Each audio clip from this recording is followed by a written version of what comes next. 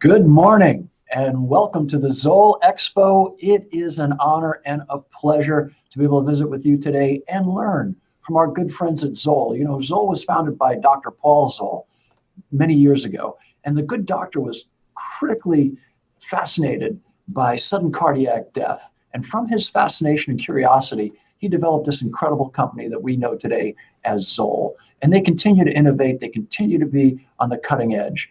So today, we have an exciting and an informative day planned for you. We've divided our ZOLL EXPO into three distinct segments. To begin with, we're going to learn all about the new monitor defibrillator from ZOLL, the X Series Advanced. To guide us through the X Series Advanced today, we have with us a ZOLL X Series Advanced expert and accomplished street medic, Mike Gribb. I'll formally introduce you to Mike in just a moment, but just briefly, the X Series Advanced has all the same great features that the X Series has that we've all become very familiar with. But now it's got two brand new technologies, Real BVM Help and the TBI dashboard. Now, Mike is going to hang with us today, especially during our other two presentations, to help explain how the X Series Advanced can help improve cardiac and traumatic brain patient outcomes. After Mike runs us through the X Series Advanced new features this morning, we're going to take a short break. We're going to return at 12 Eastern with two amazing medics from Guelph, Ontario. Medics Paul and Bruce are going to share with us a fascinating study that they did on real BVM and patient outcomes. After another short break, we'll return at 2 Eastern with John Tobin from Mesa, Arizona. And John's going to tell us all about the amazing EPIC project, which is dramatically changing our understanding and treatment of traumatic brain injury patients. Hey, listen, I know you're going to be amazed at what the X Series Advanced has to offer, and more importantly, how it can help us to manage some of our most challenging patients. We know the presentations today will surprise you in many ways, but they'll also help you in your relentless pursuit of improvement and growth as a medic. I can't thank you enough for joining with us today, and I can't thank our friends at ZOLL enough for being with us and showing us these new features, and more importantly, the great educational pieces that they're going to be sharing with us. So now let me introduce to you my co-host for the day, Mike Gribb. Now, Mike's a paramedic educator. He's based in the US with over 20 years of experience in the EMS industry. His career has a passion for teaching and training others. He worked as a staff paramedic at several New England-based EMS agencies, covering both urban and rural environments. Additionally, he's held management positions at several New England area institutions, always as a lead educator, quality improvement coordinator, and a liaison. In 2008, Mike became the first member of the ZOLL clinical development team. He helped develop the model of EMS provider training employed by ZOLL worldwide, and he guides the team globally. In his current role as the director of field support, he manages EMS clinical deployment team, sales engineering team, and the EMS training team. He oversees all aspects of customer experience, internal training programs for ZOLL's North American EMS division. So, Mike, are you here? I am here, Bobby. We're excited to be here today. I am too, Mike, and thank you so much for doing this for us this morning, because I want to talk about the monitor itself so that in our following two presentations, everybody can understand how these new features help us capture the parameters that are also important in the management of these very complicated and very challenging cases. So without any further ado, why don't you tell us a little bit about what drove ZOLL to incorporate these two new features in the X Series Advanced, how they operate, how we can go through them, and then a little bit about how the training modules work and things of that nature. So why don't you take it away for us for a few moments, and let's talk about the X Series Advanced. Sure. So the first thing we'll talk about is the Real BVM Help, and it's real-time ventilation feedback. So really what drove ZOLL in creating this new technology was our history of real-time feedback. So if we go back almost 20 years, we were innovators in real-time CPR feedback, and we've seen just the great work and the improvements in patient care that providers have made utilizing real-time feedback. So based off of what we've seen with that, that's really what drove us to create this real-time ventilation feedback. If you think of it, you know, we've got feedback on rate, we have feedback on depth during cardiopulmonary resuscitation, but we're kind of missing that last pillar in terms of CPR, which is ventilation feedback. And if you think about it, throughout healthcare, I mean, throughout the healthcare industry, when you put a bag valve mask in somebody's hands, a manual bag, we don't really ventilate patients. We overventilate. I look back in my career and think of, the rates that I delivered, the volumes that I delivered. We thought if a little was good, a lot was better. And that's been the pervasive mindset in healthcare for a long time. If you don't mind if and I agree. And if you don't mind if I interrupt for just a second, because I'm just a basic EMT firefighter at this point in my career.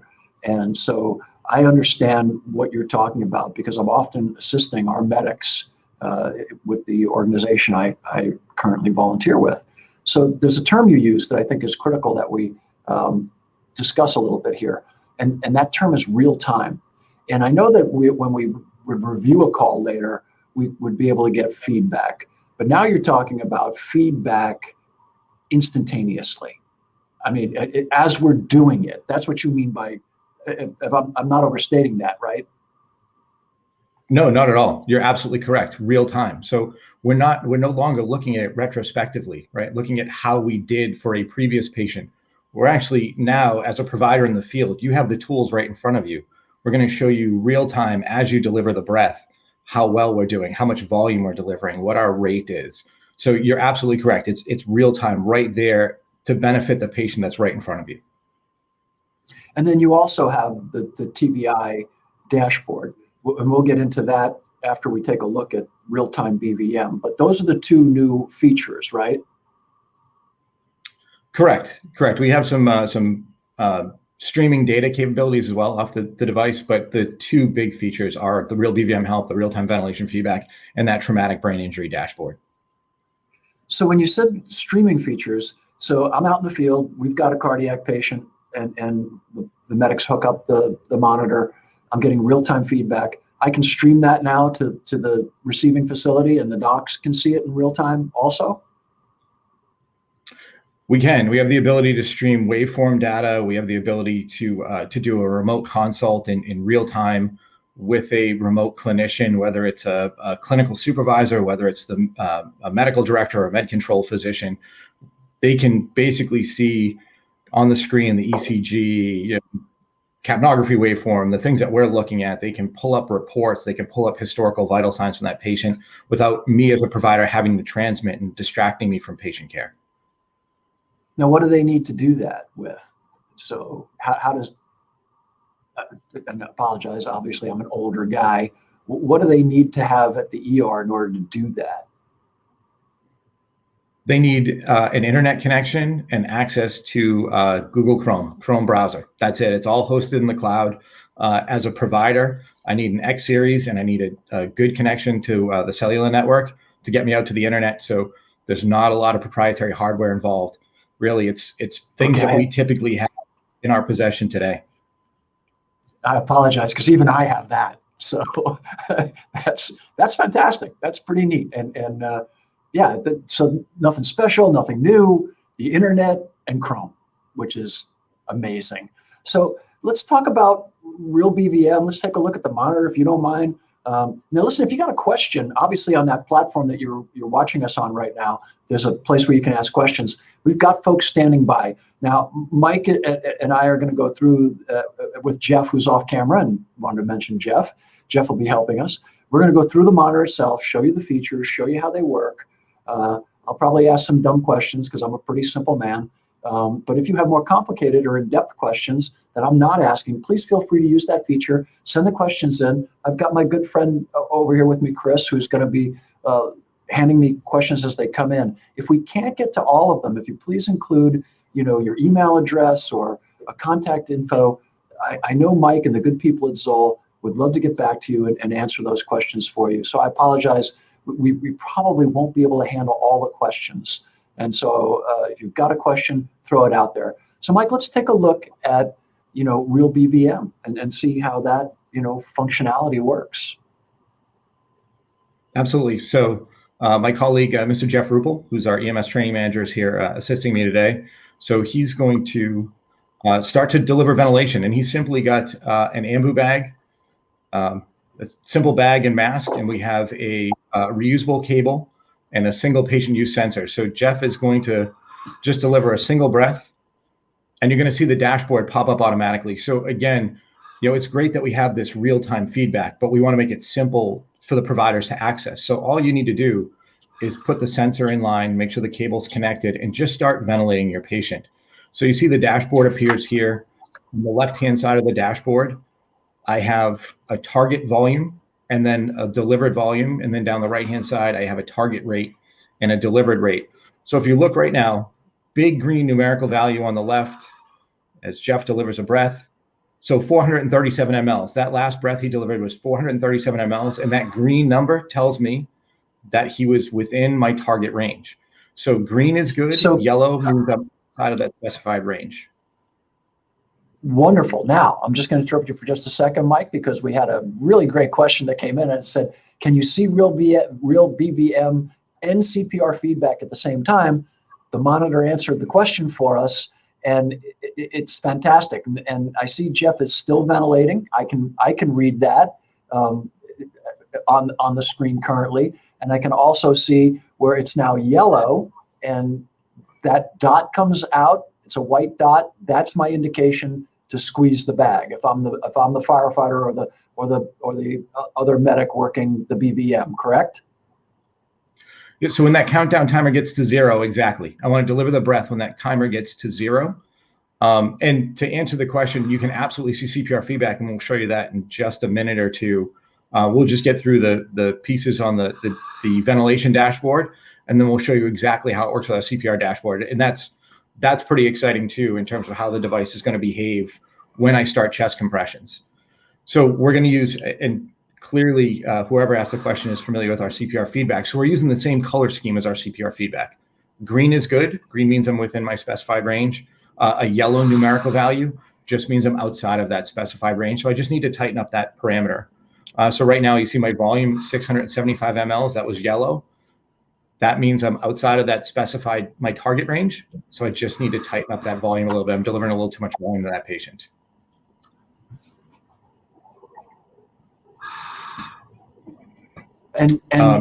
So I was always under the impression that you really couldn't years ago, and I know we're learning more, but for some of the older medics like me who might be on there, I was always under the impression that you really couldn't overventilate, but now obviously, can you just explain briefly why that's an issue? Sure, absolutely. So one, if you look at the adult bags that are out there, they're somewhere between 12 and 1,700 mLs of volume, which is just massive. For those of us involved in facility transport, those of us who use mechanical ventilators, we know that ventilation should be weight-based, right? Based off patient's ideal body weight. And we know that the average adult needs about 430 to 450 mLs. If you look at the AHA guidelines that just came out in 2020, they're recommending somewhere between 500 and 600, but 600 is definitely kind of the upper limit where you're going to be. You hand somebody a 1,200, a 1,500 ml bag, and that's it. When I first learned to ventilate, right, they teach you to either compress the bag between your hand and your leg to make sure you could empty it, or you two-hand it and empty the entire bag. And we know it can cause a host of issues, not only derange patients' blood gases, we're blowing off too much CO2, but overventilating these patients, we're increasing interthoracic pressure, we're decreasing venous return to the heart, we're decreasing the ability to perfuse the patient. So it's not just a ventilation problem anymore. Our overventilation is actually causing a circulatory problem for patients. So if we can correct that, we're actually attacking the patient on two fronts and improving patient care from two distinct aspects. Outstanding. Well, let's go back to the monitor and keep going. This is fantastic. Awesome. Well, to get back to the previous question, I'm going to have Jeff start CPR.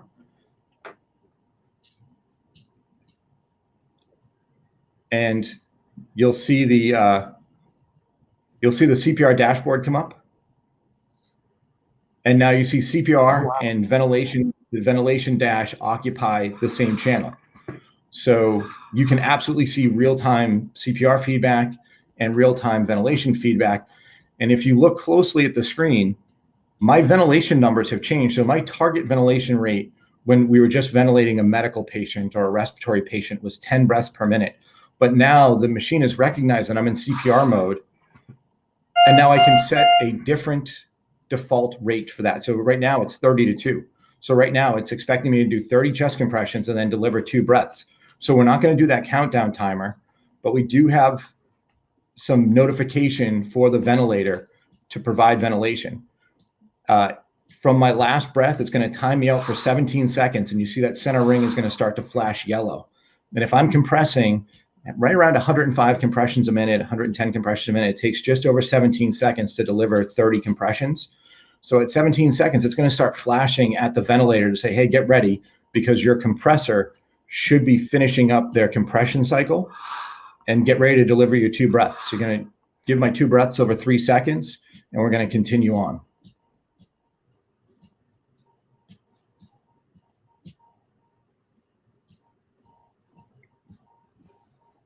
So hopefully this answers that question about can we display it. We not only can we display it, we design them to interact well together. That's pretty cool. That's pretty cool. So if you had an untrained helper, which we often do, you could just literally have them focus on that dot and quickly tell them, look, when you see it start to flash, deliver your 2 breaths and then wait. And so, because when you're on the emergency scene, time is always somewhat distorted. And it's also fascinating to me. So there's a certain amount of stress, irrespective of your time and grade or your experience. When you're dealing with a life and death situation and someone's in a medical emergency and you're performing CPR on somebody, there's stress. I don't care who you are. If you're not feeling a certain degree of stress, you're not human, because our empathy and our compassion kick in. And so the more help we get with really great feedback like this, that we're doing things correctly, that's got to make, and I'll just be honest, I haven't used this yet, but it's got to make you feel just so much better about what you're doing and alleviate a ton of the stress. This is an amazing adjunct, not only in the management of patient care, but in helping service providers, open up a little more bandwidth to treat the patient, and recognize that we're doing things correctly at a glance. And also with the telemetry you mentioned, Mike, the doc back at the ER can be saying, yeah, it looks like you're doing great, folks. Keep doing what you know what I mean? Am I overstating that, or? No, and the key with all of this feedback is just to keep it simple and intuitive, right? And to your point, it's not uncommon. We work with some very large agencies that respond, they respond ALS providers with another agency that are responding their basic life support providers. And so they don't interact with the monitors every day. The basic life support providers may not interact with this device every day. So, the fact that it's simple, it's intuitive, they can pick up on what they need to be doing with the real-time feedback. And again, just helping them make better clinical decisions. At the end of the day, it's the providers that really make the difference in patient care. We're trying to give them better tools to make those decisions. So I just got a question that came in, and it asks, how is the VT set? Oh, excellent. So great question. So your target tidal volume, we can set a default in the configuration setting. So every time it powers up, let's say the default is 450 or 500 mLs, but then based off of patient's ideal body weight, if I want to make adjustments, I can simply highlight over it. I use my navigation keys to highlight my target volume. And I believe Jeff's going to do that as we speak.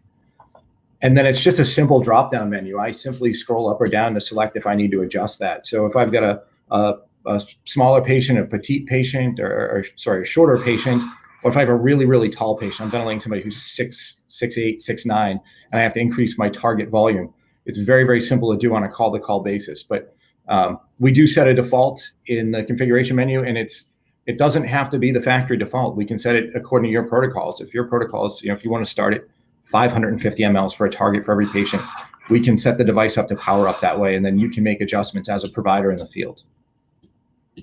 So another question rolled in on that, and I want to kind of keep us moving along, so we do want to look at that TBI dashboard.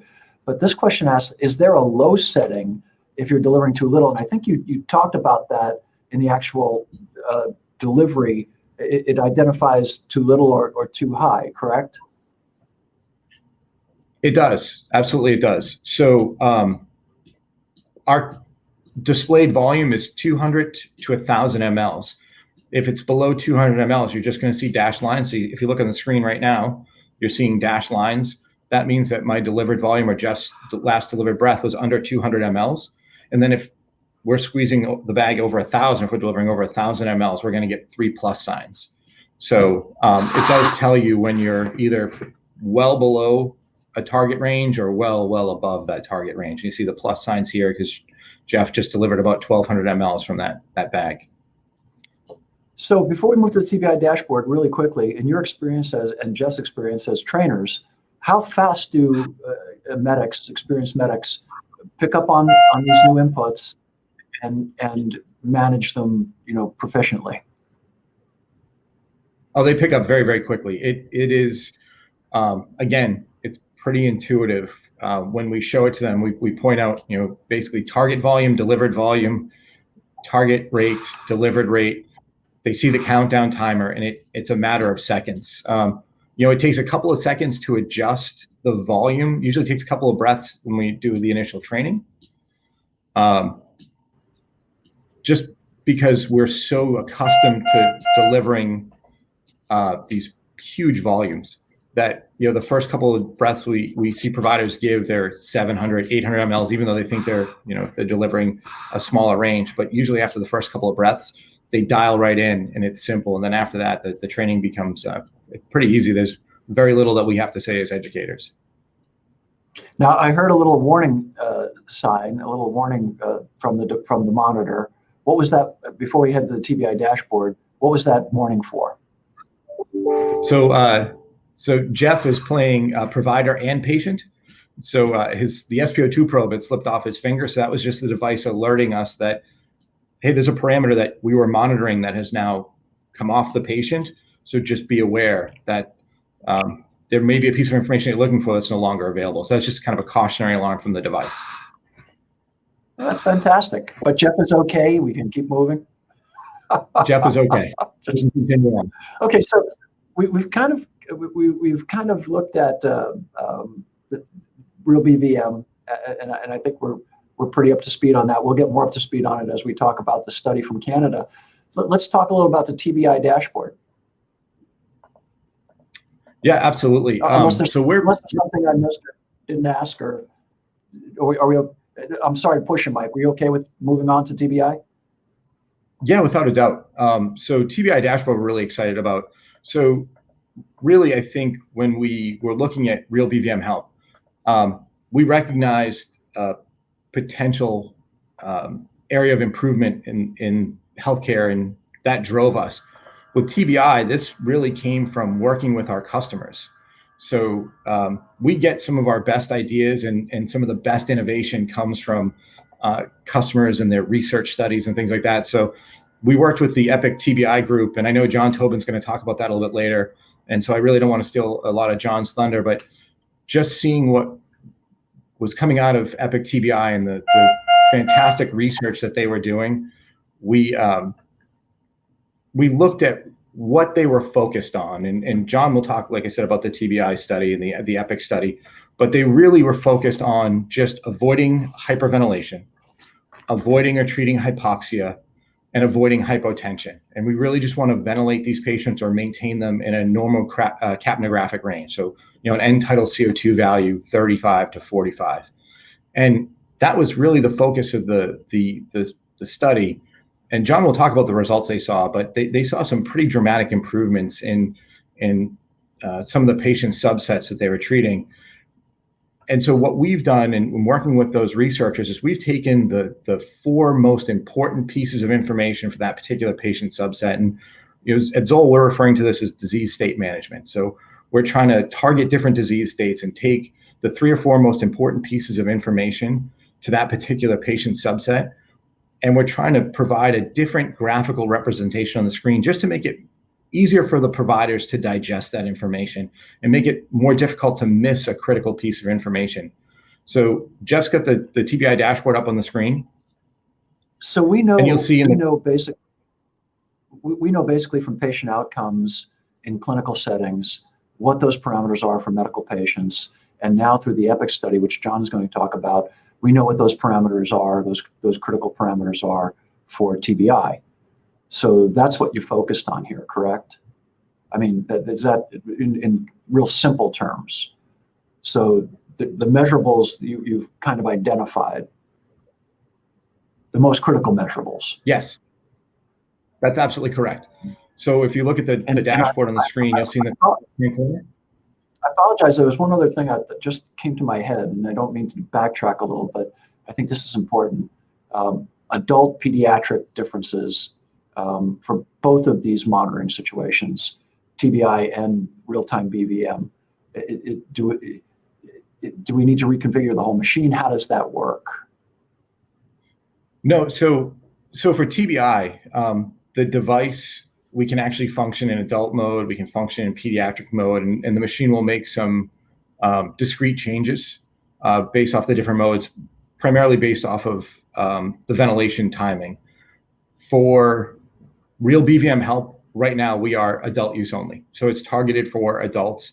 At some point down the road, we'd love to be able to target pediatric patients, but right now, because the lower threshold is 200 mLs, it's really targeted for adult patients. So, but TBI dashboard you can use on any age range. And it's a great question.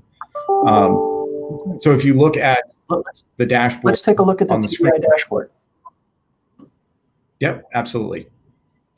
So in the top left-hand corner, you're going to see just a simple countdown timer for ventilation. So this is just going to keep me from over-ventilating patients, right? And if, Bobby, I know we talked off screen, and I know you were a paramedic years ago. I know you work as a first responder now in a basic EMT, but when you first went through your initial training, I'm sure they taught you to hyperventilate head injury patients, right? Much like they taught me 25 years ago. Yeah, that was absolutely the gold standard. And it was the same with CPR. The theory was you could not overventilate. So what we were always told, don't worry about compressions, ventilate, ventilate, ventilate. And we were told in head injury patients, the more you can ventilate, the better. So, and now, it's filtered down to us that that's not a really great idea. Not the best idea. Now, there's definitely a small subset of those patients, right? Signs of herniation where hyperventilation is beneficial, but it's a very small subset of even TBI patients. So we just want to ventilate at a normal level. We want to ventilate at normal rates to a normal capnographic level. So this countdown timer is just to keep me from hyperventilating that patient. Top right-hand corner, it's trending capnography values, and there's guidance on the screen. If you look closely, I've got dotted lines at 35 and 45 millimeters of mercury to try and maintain that end tidal level. That's my guidance as a provider. I want to maintain my end tidal level in that range, and that's adjustable. We can configure that to the local protocol. So some agencies use 30 to 40, some use 33 to 43, some use 35 to 45. So that is certainly configurable to protocols. Down in the lower right-hand corner, you're seeing trending SpO2 information. And again, I have a guidance line there. I have my lower threshold at 90%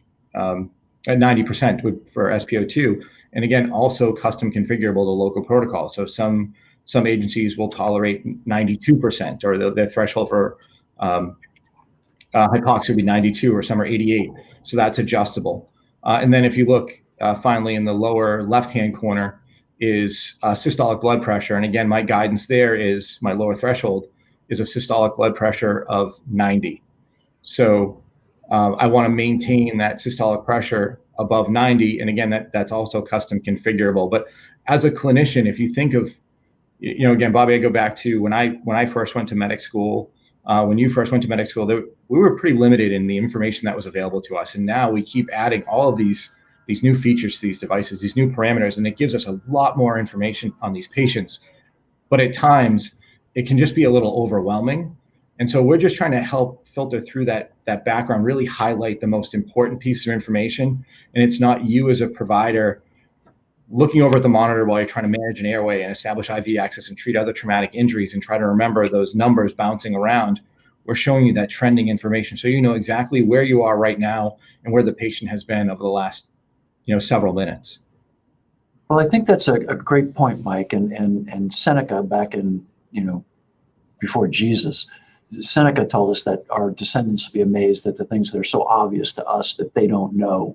And so, ancient wisdom has told us that we need is learning, and very similar through this pandemic thing that we've just, we're learning. So things that we thought a year ago are no longer, holding up, right? And so, and as we get more and more information, and to your point, the other thing that we've known for a long time is that managing information is a big deal, and data is fantastic, and there's a time when you want tons of it, but then there's times when you want to have really focused data, and the focused data comes from looking at all of it, and with really, really smart people like yourself and doctors and people at the Epic Project and others, cardiac folks. And I always go back to Christian Bernard. That's how old I am.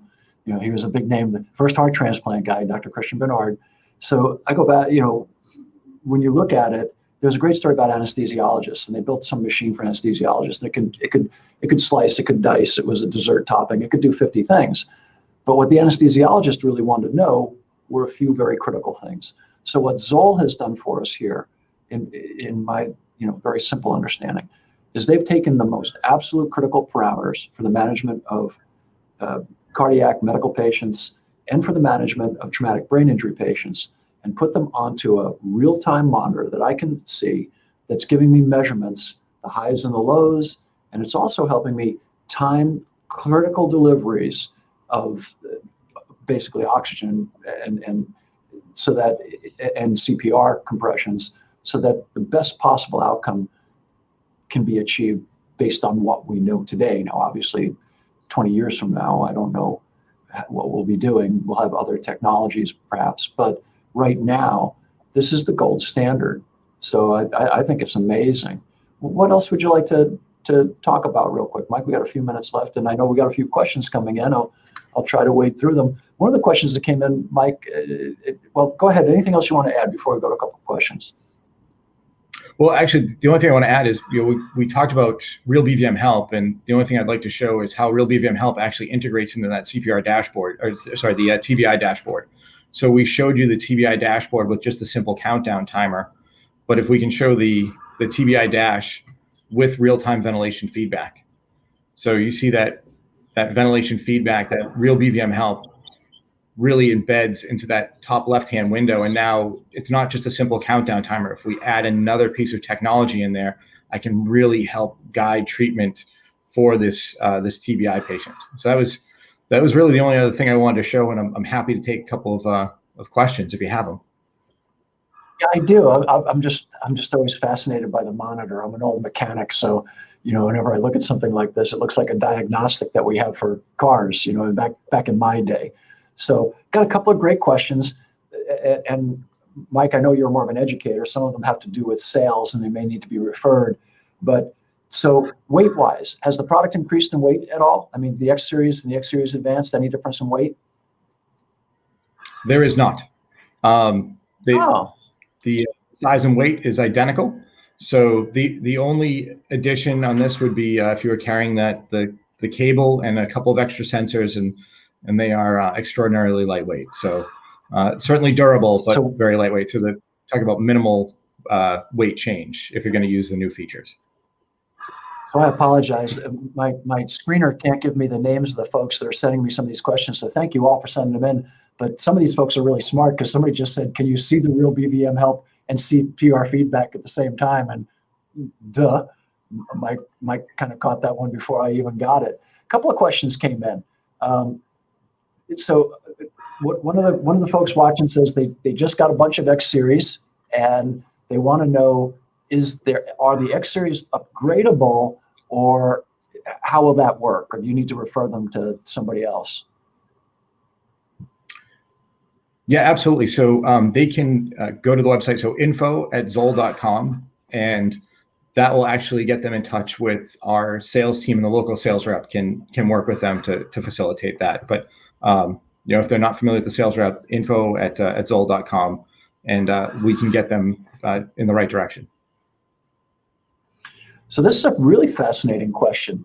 Can you get CPR and real-time ventilation feedback when not using an auto pulse? You know what an auto pulse is, but one of the automatic CPR machines for guys like me. You can. So you can actually get real-time ventilation feedback and your real CPR help on screen at the same time. So that's what we showed a little bit earlier. That was manual compressions. If you use it in conjunction with the auto pulse, the X series, actually, it's kind of cool. We launched this about a year and a half ago with the previous software update in the X series, but the X series actually becomes the conduit for data collection with the auto pulse. So the X series can actually recognize the difference between a manual compression and an auto pulse compression. And it will actually provide feedback based on manual compressions. And when the auto pulse is active, it will actually just collect that data, and then it feeds it back into our post-call review program, which is case review. And now you can differentiate between manual compressions and automated compressions. You can look at your pause times. You can look at manual compression performance. So we designed Real BVM Help to work with the auto pulse and work with manual chest compression. So it was really designed to work in any operational facet of the device. So I know you're going to enjoy this question. Our bosses at your bosses at ZOLL are going to enjoy this question. Someone wants to know, is this available for purchase now? Or are we talking about something that'll be available in 6 or 9 months? No, this is available for purchase now. We're really excited. So we just launched this to our sales team back in December. So we got our FDA approval and went through the launch program. So it is absolutely available now in the US and Canada, and it's actually available in most countries worldwide. So if our listeners go to ZOLL.com, they can take a look at it. They can ask questions at that site. Now we're on ZOLL EXPO right now on Glisser, but ZOLL.com will get them to sales and service and all that good stuff. Correct. Info at ZOLL.com. Well, I think that was a fantastic overview. Now, why was this important this morning, everybody? We're going to be talking with 2 medics out of Ontario, and those guys are going to be joining us at noon Eastern, which is 11 Central. And if you're on the Pacific Coast, I'm not sure. So it's a different time, but you guys on the Pacific Coast and gals on the Pacific Coast are pretty squared away with that. But we're going to be talking to 2 medics from Canada, great guys, Bruce and Paul. And they've actually done a study with real-time BVM, and they've got patient outcomes, and they've got some really fascinating things to talk to us about, not only management of patients in the field, but they're also going to talk to us about training.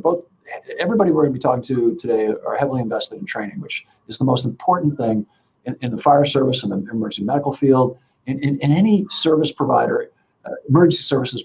It's all about training. It's all about training. And that's what Mike is. And Mike's going to be staying with us. But we're going to hear from Paul, and we're going to hear from Bruce, and they're going to talk to us about Real BVM and how they improve patient outcomes and how they're actually improving training and how it's really helping them in a large, very diverse environment where they have a wide variety of service providers. So really, really nice guys out of Ontario, Canada. They'll be joining with us. And then we're going to take another short break, and we're going to come back again at 2 p.m. Eastern. And we're going to be visiting with John Tobin, who is with the EPIC study, which is just a fascinating study on traumatic brain injury. So I really appreciate you sticking with us so far this morning. It was great to have my co-host Mike on. I think, Mike, you did a great job of explaining the monitor. And as we go through the morning, it'll become really apparent to you why this session with Mike was so important. If you are joining us late, this will be available on this site. So if you go to ZOLL EXPO, you'll be able to rewatch what Mike and I just visited on the new X Series Advanced.